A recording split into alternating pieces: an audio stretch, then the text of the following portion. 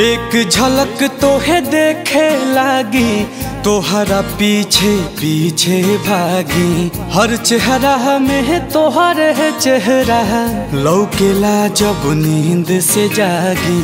लागे हमारा संगे कोनो शरारत हो रहल बा। तोहरा आदत हो रहल बा, तोहरा आदत हो रहल बा, तोहरा आदत हो रहल बा, तोहरा आदत हो रहल बा।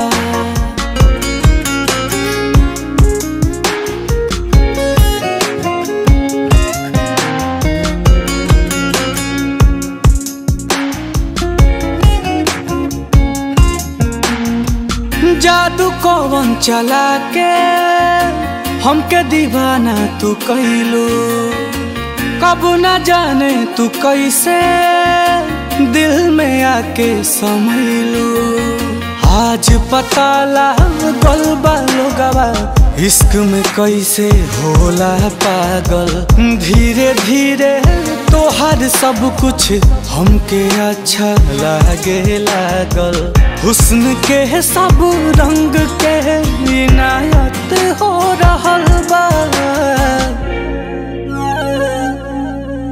तोहरा आदत हो रहल बा, तोहरा आदत हो रहल बा, तोहरा आदत हो रहल बा, तोहरा आदत हो रहल बा।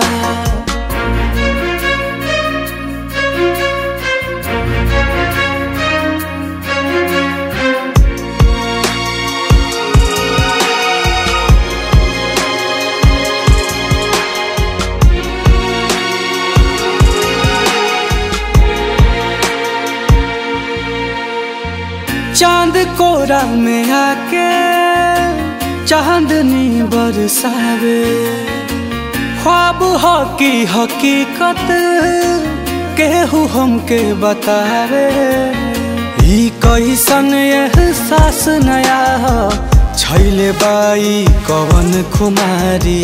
उतरे नाई नशा चाहत के छूट रहल बा दुनियादारी। मीठा मीठा दर्द से हरारत हो रहल बा।